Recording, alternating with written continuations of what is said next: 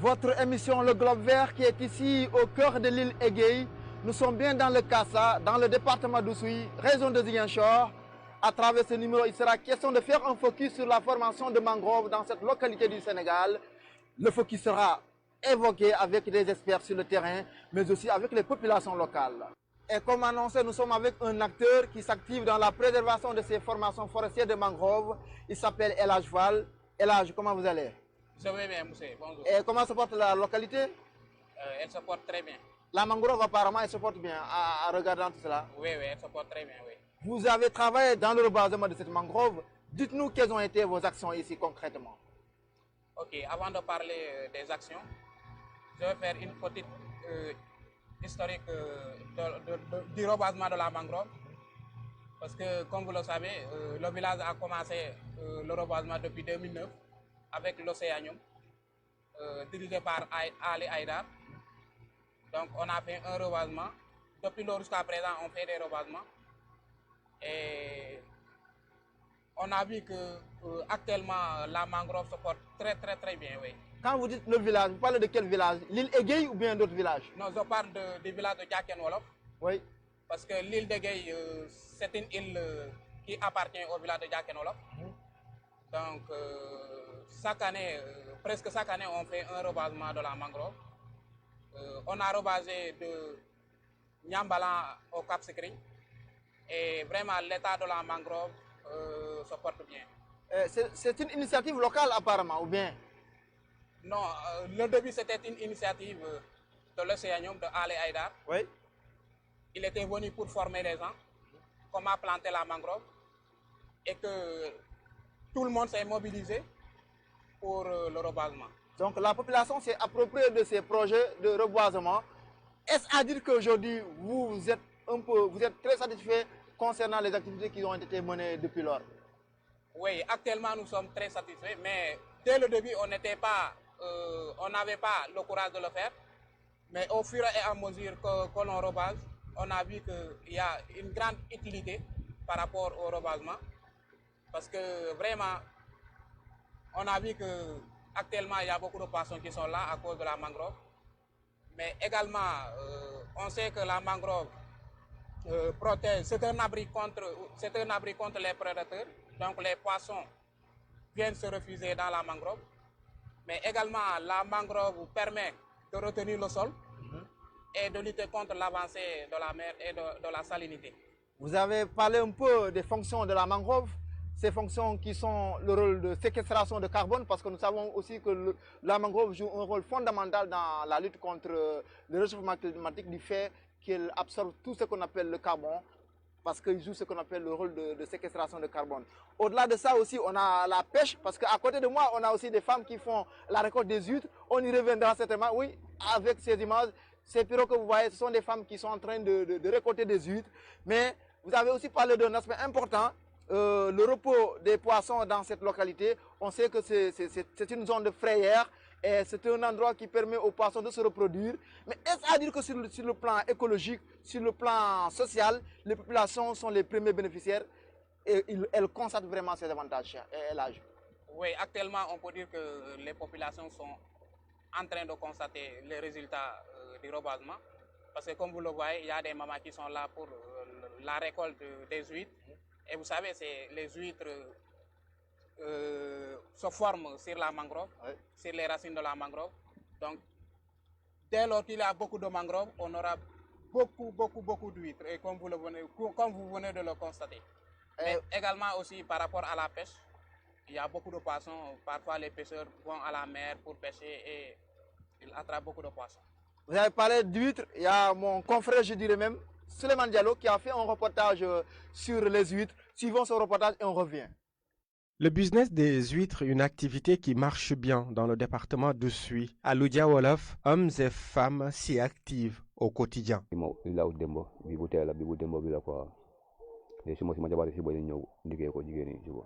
J'ai amené ces huîtres, les déposer ici pour les femmes. Elles viendront les bouillir demain. Je suis un pêcheur et je m'active dans cette activité. Ces huîtres sont très appréciées par les touristes. On va les écouler au Cap Skirring. le long des belons. La cueillette de ces fruits de mer attire l'attention des visiteurs. À bord de leur pirogue, ces femmes se déplacent d'un endroit à un autre à la recherche de ce produit très prisé par les touristes.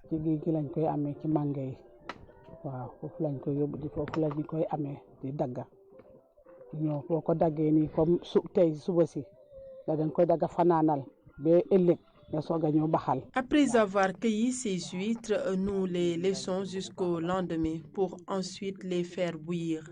Après les avoir bouillis, nous séparons le fruit de mer du coquillage.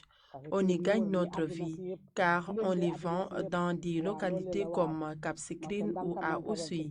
C'est vrai que c'est la pandémie qui handicape notre business, mais nous rendons grâce à Dieu car on arrive à subvenir à nos besoins. À l'île Egei, tout comme dans les localités environnantes, l'importance de la mangrove est bien mesurée par les populations qui y trouvent leur compte. Merci à Suleiman Diallo pour nous avoir fait ce reportage sur les huîtres. Il y a aussi une image que j'aurais aimé vous faire découvrir, c'est la consommation de ces huîtres. Constatez que ce fruit est très bien prisé ici et que les populations en raffolent. Je ne dirais pas que les populations, mais d'autres personnes que vous allez rencontrer à travers ces images que nous suivons sans commentaire.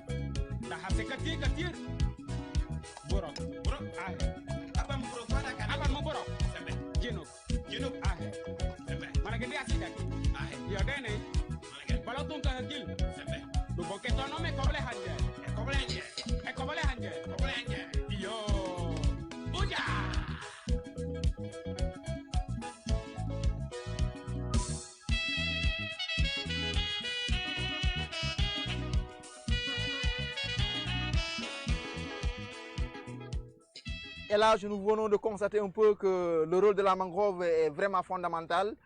Et aussi, un aspect à prendre en compte, cette formation de mangrove lutte aussi contre l'érosion côtière. Vous avez constaté un peu ce rôle ici dans cette localité? On a constaté vraiment l'érosion côtière dans cette localité.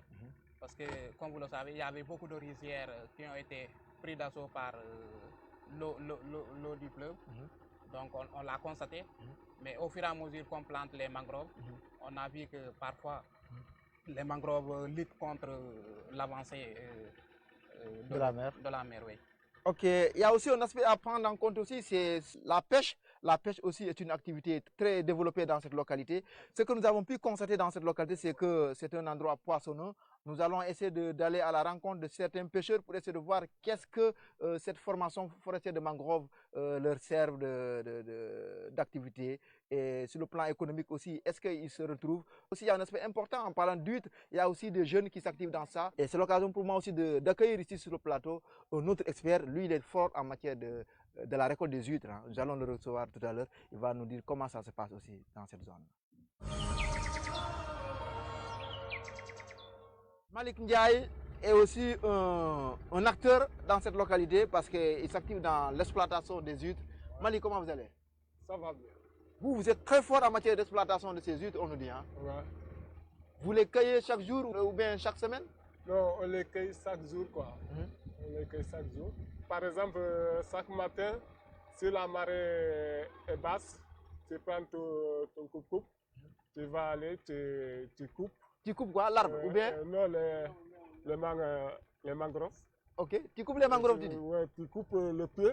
Ah, les racines là, Les tu racines. dis? Ok. La racine avec les huîtres. Ok. Et là, tu le mets dans ta pirogue Ok. et tu les amènes et les mets dans le feu. Ok. Une fois sur le feu, tu grilles ça très bien. Oui, je grille ça avec le feu très bien. Et tu dégustes. Et je déguste ça avec les gens. Ah bon, hein? Ouais. C'est vraiment très délicieux. Oui, c'est vraiment très délicieux, quoi. Ok. Ouais. Et vous le faites pour manger seulement ou bien vous vendez ça aux gens? Non, on le fait pour juste accueillir les clients qui arrivent chez moi. Ok, ok. Ouais. Au niveau de votre campement? Au niveau de mon campement. C'est votre petit assalamu alaikum, quoi? Exactement, c'est notre petit assalamu alaikum. Ça sert aussi d'entrée pour ceux-là qui ont des réservations avant de prendre leur plat. C'est leur plat d'entrée? Exactement, c'est le plat d'entrée, quoi, avant les saucisseries arrivent. Ok, ok. Ouais. Mais Malik, dites-moi un peu. Parce que moi, je suis très curieux. Hein? Ouais. Parce imagine que je débarque chez toi comme ça. Ouais. Je dis que j'ai envie vraiment de manger ces huîtres. Ouais. Qu'est-ce que tu me dis? Rendez-vous dans 5 minutes, dans 10 minutes, dans 20 minutes? Ou qu'est-ce que tu donnes aux populations? Non, juste chaque jour, je les coupe. Ok. Et c'est déjà prévu parce que je sais que chaque fois-ci, il y a des clients qui arrivent. Impérativement, je dois les faire manger des huîtres. Ok, ok. Ouais, ouais, ouais. Et tu es en train de concurrencer les femmes, on dirait, parce qu'on voit que les femmes aussi sont dans ça. Hein? Non, juste les huîtres sont tellement nombreux dans les ballons. Ok. Et chacun gagne son pain, quoi. Ok. Je pense que c'est vraiment intéressant. Et qu'est-ce que vous dites aux gens par rapport à la mangrove? C'est aussi un des aspects forts qui montre vraiment l'utilité de la mangrove aujourd'hui. Ouais. À travers les huîtres, nous voyons aussi l'utilité de la mangrove. Ouais, l'utilité de la mangrove, c'est juste moi, la question que j'ai à dire aux gens. Il faut vraiment protéger la mangrove. Et il y a plein d'utilités pour les gens, surtout la santé de la personne. Parce que c'est un aliment très complet, l'huître. Ok, ok. Ouais. Et je pense que le message est très bien entendu. Malik, c'est vraiment un plaisir pour moi de vous recevoir ici, dans cette partie du sud. Une partie qui est vraiment entourée de mangroves. Une île vraiment paradisiaque, je parle de l'île Égée. Je pense que je reviendrai ici tranquillement pour écrire mon livre sur l'environnement. Écrire encore notre livre sur l'environnement. Tu seras la bienvenue, mon frère. Et je remercie toute l'équipe de leur présence dans la zone. Ça nous fait du bien. Un endroit qui inspire beaucoup, qui donne beaucoup d'idées. Je pense que c'est un endroit vraiment à visiter, comme on a encore eu à le dire tout à l'heure. Mesdames et messieurs, ce fut un plaisir d'échanger avec aussi mon ami Malik Ndiaye. Je dis ami parce que c'est un acteur aussi dans la préservation de la mangrove de cette localité du pays. Nous sommes bien dans le cas. Malik, merci, à la prochaine. À la prochaine et bonne continuation. La mangrove, c'est aussi son utilité en matière de pêche. Cette mangrove joue un rôle vraiment fondamental. Nous allons à la découverte de certains pêcheurs pour essayer de voir l'intérêt qu'ils ont de cette mangrove. Est-ce que cette mangrove rend poissonneux cet endroit? Nous allons le découvrir dans un instant avec ce pêcheur.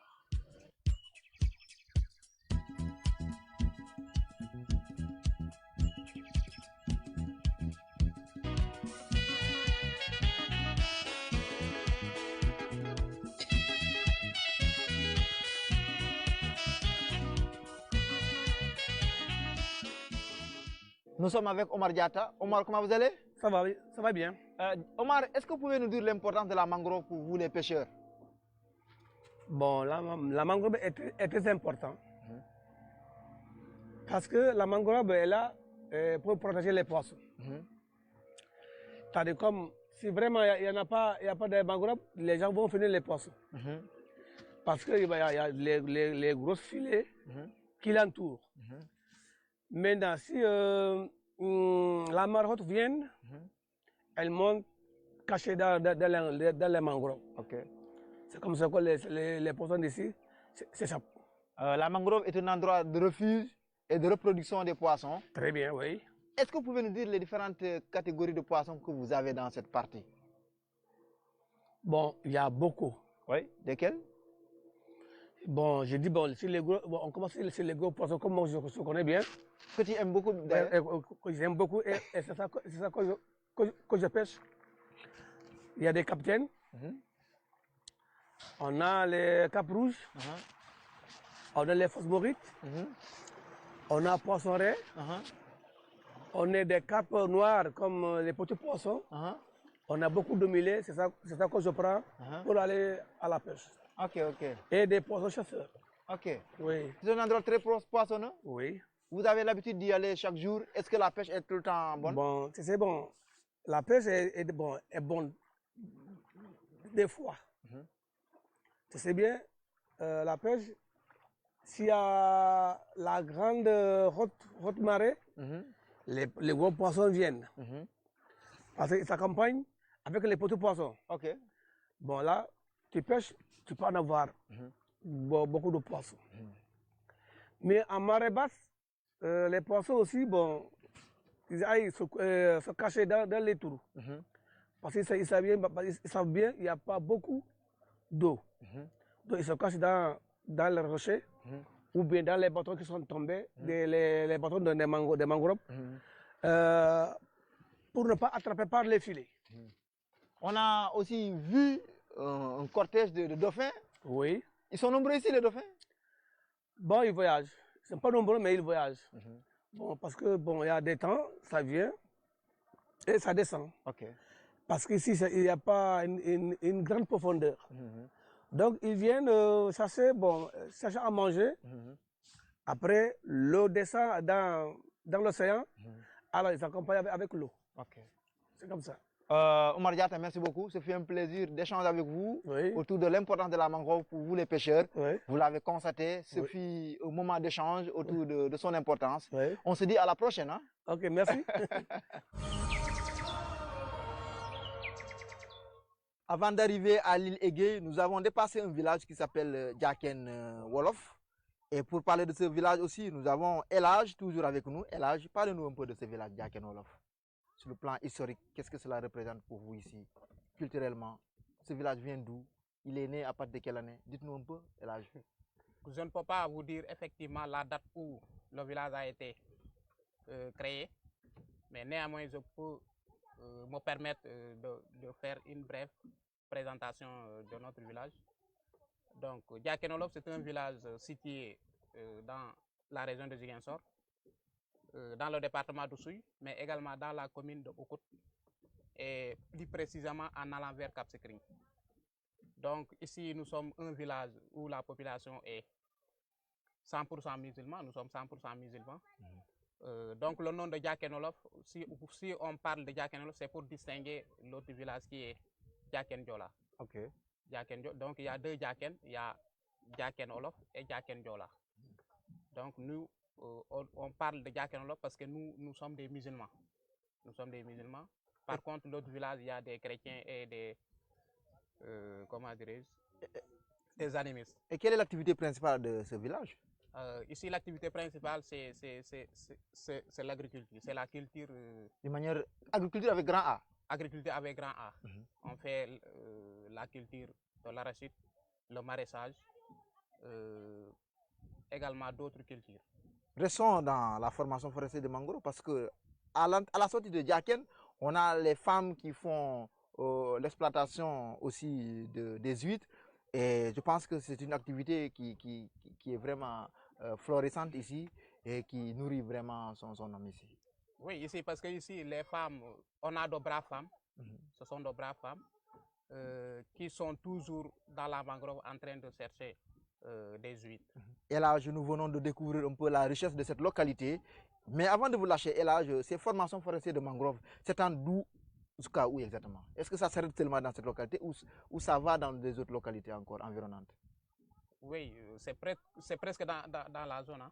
Presque dans la zone, ici, Diaken Wolof, Ouron et Linguine, et toutes les îles, jusqu'au Cap Skirring, Niambalan, Karounat, Sigana. En tout cas, c'est une zone très riche en matière de mangrove. Et quel est le message que vous lancez à l'endroit de ces villages qui ne font pas le reboisement de ces mangroves? Le conseil que vous avez à l'endroit de ces populations, vous leur dites quoi exactement? Ce que je conseille à ces gens-là, et surtout les jeunes, c'est d'accueillir le projet du reboisement de la mangrove. Parce que, comme je l'ai tantôt dit, la mangrove est d'une utilité capitale. Comment on fait le reboisement? En quelques secondes, dites-nous, quelqu'un qui n'a rien compris de la mangrove, comment on fait le reboisement? Comment se fait le reboisement? Oui, c'est des propagules que vous utilisez, oui, que vous mettez là, on va d'abord à la recette des propagules qu'on amène pour planter dans les zones où on ne retrouve pas la mangrove. Okay. C'est simple, c'est très simple. Et ici, on a quel genre de mangrove? On a les Avicennia ou le Rhizophoras? On a toutes les sortes là. On a toutes les sortes là, oui. Donc, on a tout et je pense que aussi cela renseigne à suffisance. C'est vraiment le potentiel écologique de la localité, un endroit paradisiaque à visiter. Et là, merci beaucoup. Ce fut un plaisir d'échanger avec vous autour de cette question. On se dit à la prochaine. Ok, c'est moi qui vous remercie. Merci. Et je remercie toute l'équipe parce que je pense que c'est une grande utilité de venir dans cette zone, faire découvrir à tout le monde entier Diakenolof et l'île d'Egei. Parce que nous également à Egei, il y a un campement qui est là-bas, qui est un campement très prisé par les touristes. Donc nous invitons tout le monde à venir découvrir cette île, qui est une île très particulière, parce qu'avec son ballon de crocodile, je pense que je vous remercie beaucoup. La région de Ziguinchor et de manière générale pour le Sénégal. Et là, merci beaucoup. Cette fois-ci, c'est la bonne. Hein? Ok, c'est la bonne, mais en fait, vous allez me permettre quelques minutes. Hein, je ne sais pas si... Vous avez juste une minute, vas-y. Oui, parce que nous lançons un appel au chef de l'État, le président Macky Sall, pour qu'il nous vienne en aide. Parce que nous, en quoi faisant exactement? En finançant quand même des projets d'hôtellerie. Parce qu'il y a des jeunes qui sont là, qui sont ambitieux et qui voudraient quand même faire des hôtels ou des campements à l'île d'Egei, mais malheureusement ils n'ont pas les moyens. Nous lançons également un appel à toutes les bonnes volontés qui voudraient quand même venir investir à Egei, aider ces gens-là qui sont là et qui veulent travailler. C'est vrai qu'il y a un campement touristique qui est là-bas. Il y a l'autre campement qui est en train d'être construit avec mon ami. Vous venez ici ou bien? Non, ça fait une quinzaine d'années que je viens tous les ans. Et vous êtes resté fidèle à cet endroit? Tout à fait, je viens toujours sur Cap Skirring, parce que mon fils habite à Cap Skirring, et donc on visite un peu tout le tour. Voilà. Dites-nous encore ce secret. C'est quoi le secret de la localité? Pourquoi vous êtes tout le temps là? Dites-nous. Parce que c'est beau, parce que c'est calme. Tout simplement. Parce qu'il y a le soleil. Il y a la joie, parce que tout le monde rit ici, tout le monde est heureux. Et je le constate à travers votre visage, je vois que vous êtes très heureuse. Et je pense que c'est une des fonctions de la mangrove. Le fait de venir contempler cette belle verdure donne encore des idées, donne encore une bonne satisfaction intérieure comme extérieure. Mesdames et messieurs, c'est fait un plaisir d'échanger aussi avec ce touriste qui nous vient de France et qui, depuis lors, ne veut pas quitter la localité. Merci beaucoup. À la prochaine, madame. Merci beaucoup. Merci. Derrière cette dame se cache un autre homme. C'est un touriste aussi qui aime beaucoup l'endroit. Il est à mes côtés. Bonjour, monsieur. Bonjour. Vous appelez comment? Jean-Pierre. Jean-Pierre comment? Jean-Pierre Coco. Coq. Ah, comme une coque. Coco. Comme coco, comme la noix de coco. Comme la noix de coco. Voilà. Ah, dites-moi pourquoi vous êtes là dans la zone. Ah, ben, je viens depuis très longtemps ici. Et donc j'ai des amis ici, Fred, et qui nous emmènent chaque fois dans les îles, et notamment à Egei. C'est une vieille histoire avec vous, hein, les îles là? Depuis 94. 94, vous me dites? Vous êtes resté fidèle à l'endroit? Ah oui, depuis 94. Toutes les années. Toutes les années. Je reviens. C'est la seule île que vous visitez ou bien vous visitez d'autres îles encore? Non, on va à Hidj, on va à Caravane, oui, un peu partout, Keshwan. La Casamance c'est plein de potentialités, hein? Ah oui, El Ouali, Batinière, oui, il y a vraiment beaucoup d'endroits formidables à visiter. Et comment appréciez-vous vraiment ces îles que vous avez pu visiter à comparer avec d'autres îles qui sont dans d'autres contraintes du monde? Ah ben, disons qu'ici, il y a un peu tout ce qu'on peut souhaiter. Le soleil, le sourire des gens, le calme. les oiseaux, les poissons. Ah bon, vous adorez les poissons, les huîtres aussi? Les huîtres grillées. Racontez-nous votre histoire avec les huîtres là. Ah, les huîtres grillées, oui, c'est la première fois il y a quelques années, quand je suis venu la première fois ici à Gay, et je ne savais pas qu'on mangeait les huîtres grillées. Parce qu'en Europe, on mange des huîtres crues. Et donc la première fois, c'était une découverte formidable. Ah. Et depuis toutes les années, j'en reviens pour en remanger. Ah, rien qu'en contemplant cette belle verdure, Plus, oui. vous êtes vraiment nickel comme on le dit. Ah, je suis complètement déstressé. Allez. Merci beaucoup, je pense que c'est un bon endroit, comme vous l'avez certainement constaté, téléspectateurs. Nous sommes à l'île Egei. Derrière cette île, il y a pas mal d'îles qui entourent cette partie du Kassa. Un endroit vraiment à visiter. Ah oui, à visiter. Et vous ne me direz pas le contraire. Hein. Ah, tout à fait. Il faut revenir en plus. Merci beaucoup. Dans cet endroit Diola, nous retrouvons aussi des touristes qui parlent bien Diola. Parmi ces touristes, nous avons notre invité à mes côtés. Kasumai. Kasumai, ke? Karasakbu? India Sikoban. Sikoban, Kasafakbu? Jata. Ça, c'est jamais vu là. Vous parlez bien Diola. Hein? Mieux que mon ami même, Elder qui est à côté. Dites-moi, vous venez de quel pays? Vous êtes de France. De France. Oui. Depuis Nénombabe, Casamance. Minya baje Simitas. Ah bon? Eh. Est-ce qu'il y a bien man? Ni Cabrous. Cabrous. Babe nous kine? Babe nous kine. Ah bon? Assez qui kare sobu?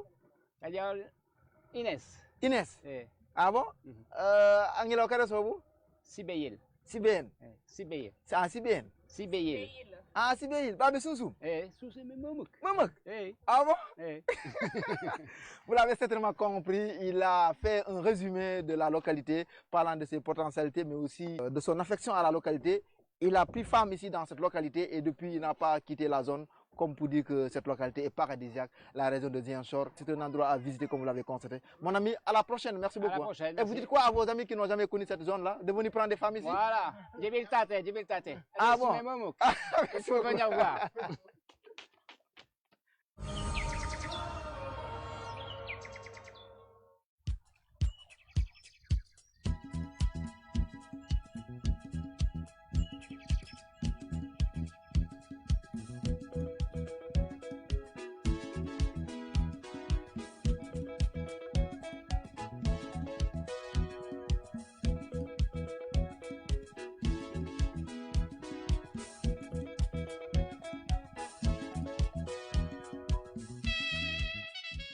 La préservation de la mangrove passe aussi par des initiatives locales. Pour parler de ces initiatives, nous sommes avec un acteur qui a longtemps travaillé dans ce secteur. Il s'appelle Alassane Sarr. Monsieur Alassane Sarr, comment vous allez? Ben, je vais très bien, monsieur Pabi Ibrahim Djidjou. De par le passé, vous avez eu un engagement en ce qui concerne la préservation de l'environnement. Rappelez-nous encore l'initiative que vous avez portée. Je vous parlais des écolos, des restes des Verts au niveau de la zone sud. Ah ouais, j'ai milité dans le parti des Verts du Sénégal, le reste les Verts, Rassemblement des écologistes du Sénégal. Et j'ai été président de la communauté écologiste régionale de Ziguinchor pendant 3 ans. Ce qui m'avait d'ailleurs valu un mandat de conseiller municipal à la mairie de Ziguinchor. Et c'est pourquoi cette abeille vous accueille apparemment? Il y a une abeille qui vous accueille là? Il y a une abeille qui est en train de me poursuivre depuis un moment. Je pense qu'elle a senti que, voilà, elle est à côté d'un monsieur écologiste. Ok. Voilà. On va parler de ces initiatives parce que la préservation de ces mangroves aussi mérite d'être vulgarisée. On a vu que du côté de l'État, peut-être ça ne bouge pas comme il fallait, mais est-ce qu'il ne faudrait pas que ces initiatives soient prises en compte par les populations locales aujourd'hui? Affirmatif, c'est d'ailleurs, vous saviez, à l'époque, dans le reste des Verts, il y avait de grands écologistes, je veux nommer Ousmane Sow Huchard et Ali Haïdar. Alors, et justement, on a beaucoup travaillé, nous avons beaucoup travaillé dans ce sens-là, en essayant d'abord de conscientiser les populations sur la préservation de la mangrove. Vous savez que la mangrove, indépendamment du fait qu'elle protège contre l'érosion marine, elle a des effets économiques extraordinaires. Tout à fait. Je crois que hier, vous avez d'ailleurs savouré les huîtres récoltées de mangroves. On a savouré, je dirais. Voilà.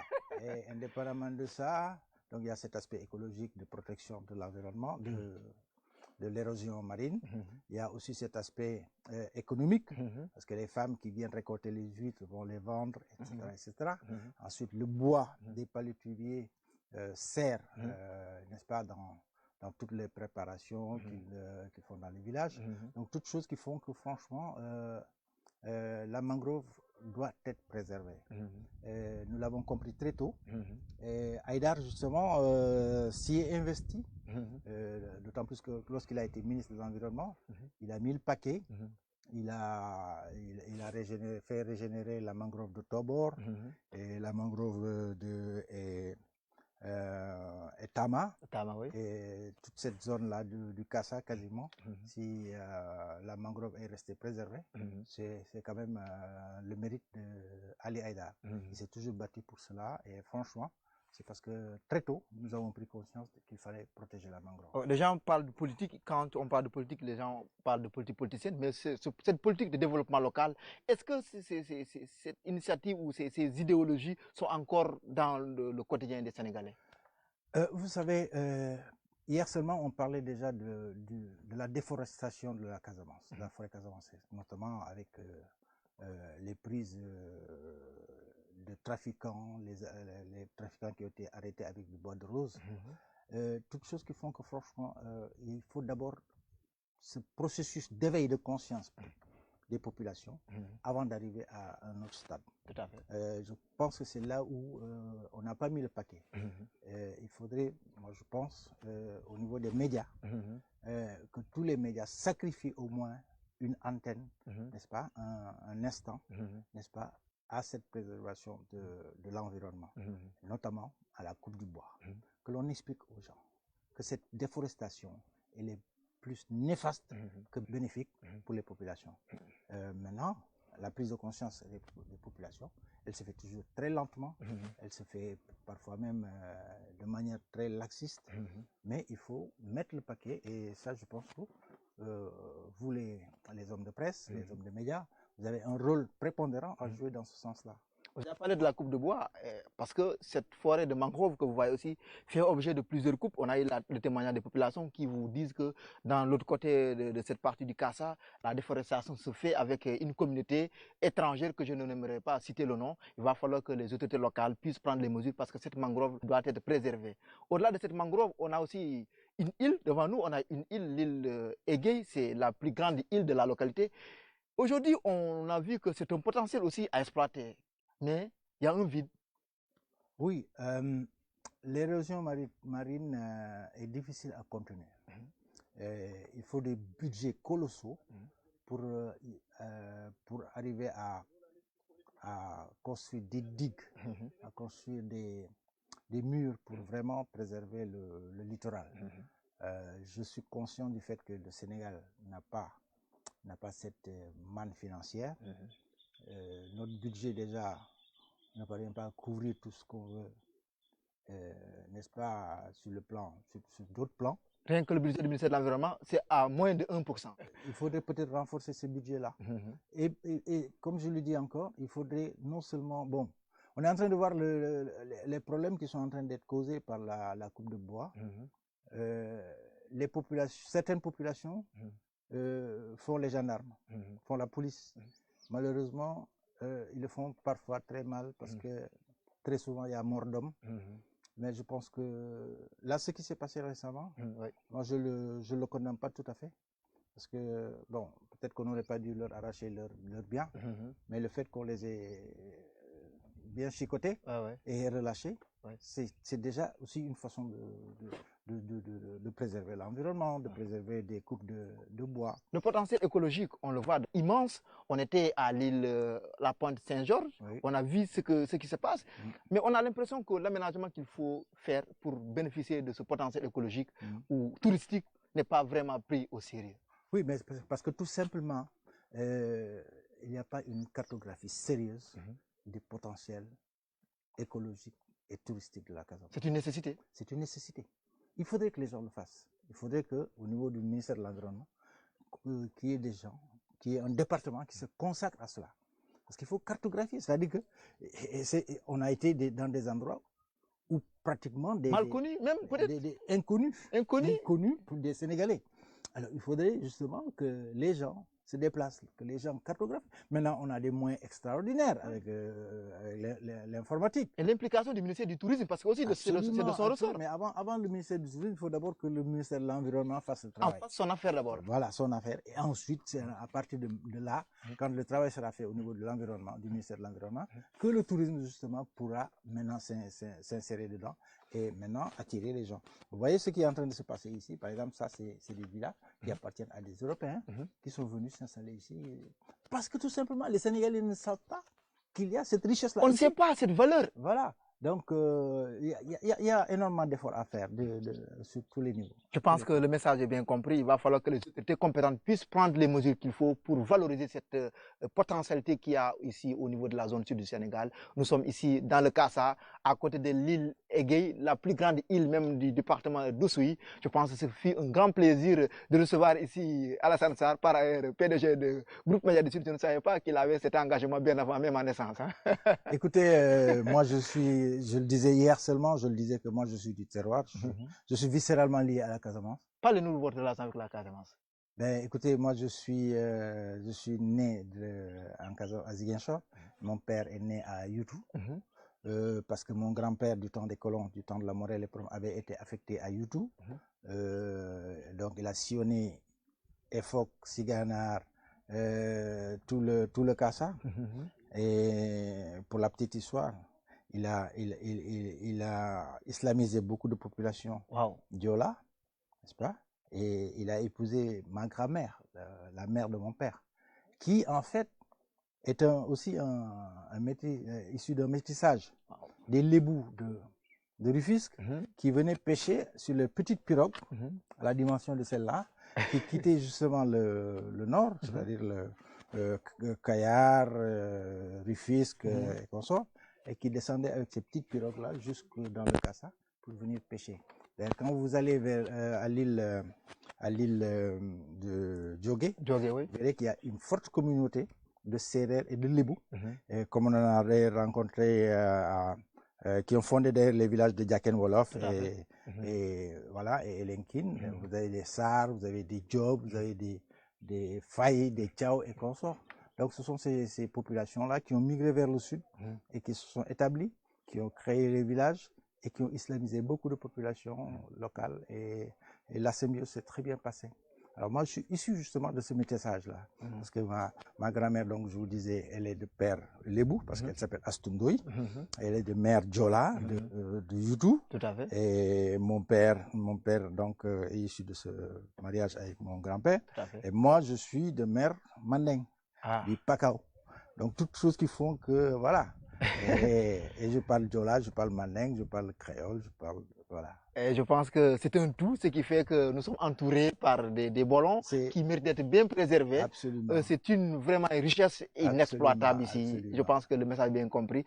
Et avant de vous lâcher, j'aimerais d'abord vous introduire parce qu'il va falloir qu'on essaie, au-delà de ces initiatives locales, voir les initiatives étatiques. Pour parler de ces initiatives, nous serons avec une autre dame. Elle est membre du Conseil économique, social et environnemental pour essayer de voir ce qu'on peut compter de ce ministère de l'Environnement, mais aussi du Conseil économique, social et environnemental sur la valorisation de ce potentiel au niveau de la partie sud.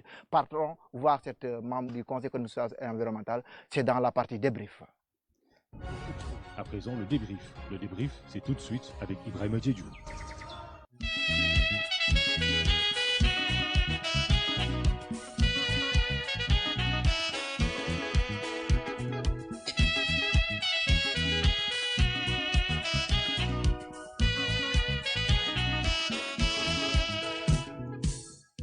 Nous sommes avec honorable Madame Dieynaba Goudiaby, membre du Conseil économique, social et environnemental. Madame, comment vous allez? Ça va bien, mon frère. Et au Conseil économique, social et environnemental? Ça va, ça se passe bien. On parlait tout à l'heure des initiatives locales, mais au-delà de ces initiatives, les yeux aussi se rivent vers les initiatives étatiques. Vous êtes membre du Conseil économique, social et environnemental. Cet aspect de la préservation de la mangrove de la zone sud a-t-il une part importante au niveau du Conseil économique, social et environnemental? Oui, Diédhiou, je trouve que c'est extrêmement important de parler de cet environnement, surtout quand nous sommes en Casamance. En Casamance, plus précisément dans le département d'Oussouye, D'ailleurs, je félicite au passage les jeunes qui sont dans le reboisement de la mangrove au niveau de Djaken, Olof et les autres localités qui ont vraiment besoin de ça. Vous avez constaté cette forte mobilisation des jeunes? Oui, oui, surtout dans Djaken, Djaken Olof, du côté de Karunat, voilà, et les villages environnants. Je félicite les jeunes parce qu'ils sont vraiment actifs pour le reboisement de la mangrove. Ils sont appuyés par qui? Chose importante. Hein? Bon, ils sont appuyés des fois par l'État et aussi par les écolos. Par les écolos. Au passage aussi, je salue les grandes initiatives de M. Ali Haïdar, qui a toujours accompagné les jeunes qui sont dans le reboisement de la mangrove. Mais également le chef de l'État, qui a toujours accompagné ces initiatives pareilles. Comment ça?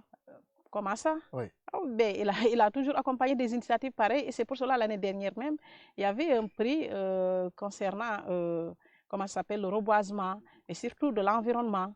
Donc le chef de l'État prône pour quand même la protection de l'environnement, de notre environnement, parce que notre cher pays est sur la voie de l'émergence, mais aussi a besoin de la protection de l'environnement. Ok, vous parlez du chef de l'État, mais moi, il me semble qu'il y a beaucoup plus l'engagement des populations locales, non? Oui, ce qui est normal, parce qu'avant de dire, avant de demander à l'État de l'aide, mais on doit quand même avoir le courage et la volonté de faire quelque chose pour sa localité, et l'État viendra en deuxième position pour appuyer. Donc, on ne peut pas tout attendre de l'État. Et qu'est-ce qu'on doit aussi s'attendre du Conseil économique, social et environnemental? Est-ce qu'il y a un engagement réel pour la préservation de l'environnement, surtout de cette partie? Absolument. Le Conseil économique, social et environnemental, qui est une institution quand même qui travaille beaucoup sur ça, de par ses idées pour la protection de l'environnement, est une institution qui fait de son possible pour essayer de voir encore à nouveau comment accompagner ces gens-là qui sont dans la protection de l'environnement. Concrètement, dans la partie sud, est-ce qu'il y a des initiatives qui sont envisagées ici? Dans la partie sud, oui. Là, nous sommes en train de relancer nos activités. Pourquoi? Parce que voilà, il y a une chose qui est là, il y a une pandémie qui est là, que nous connaissons nous tous, vous et moi, et aussi le reste du monde. Donc, sur la relance des activités, le Conseil économique, social et environnemental est en train de s'organiser pour voir comment soutenir ces gens-là, les bonnes volontés qui sont prêtes à travailler, à tout faire pour le reboisement, mais aussi pour la protection de notre environnement. Parce que le potentiel économique, on le voit, on a vu des touristes qui viennent de partout, mais on a vu qu'aussi il y a un problème d'aménagement au niveau de ces îles. Je prends l'exemple de la pointe de Saint-Georges qui pouvait être bien aménagée et que les gens puissent vraiment se retrouver dedans, mais on a vu une absence totale. Idem pour les autorités locales et aussi pour l'État. Est-ce que ça ne veut pas dire qu'on doit encore aller de l'avant pour valoriser nos potentiels économiques ici? Oui, le cas de la Pointe Saint-Georges est un cas un peu particulier parce que c'est une localité, il y a quelque chose comme 20 ans, voilà, 15 ans de cela. Il y avait énormément de touristes qui descendaient à Pointe Saint-Georges et au même moment, il n'y avait pas une piste ou même une route normale qui pouvait permettre à ces étrangers-là ou même à ces touristes de descendre correctement à Pointe Saint-Georges. Et pourtant, c'est une route de 10 minutes à peine. Oui, moins de 10 km. Hein? Oui, voilà, c'est ça. Mais aujourd'hui, le président de la République, quand il a découvert, quand il a su qu'avec cette route-là de la Pointe Saint-Georges pourra nous apporter économiquement beaucoup de choses, le président a commencé les travaux. Vous avez vu? Vous avez vu, il n'y avait pas cette route-là. Auparavant, il y avait des montagnes, des trucs comme ça. Mais c'est une route en latérite. Aujourd'hui, c'est en latérite. Mais c'est un commencement. On ne peut pas venir comme ça et amener immédiatement du goudron et mettre dans une route. Mais quand même, moins de 10 km, ça, c'est des questions qui se règlent en quelques secondes. Pas moins de 10 km, c'est environ 16 km. Oui. Mais même s'il s'agissait de 5 km, mais ça nous coûte combien de francs?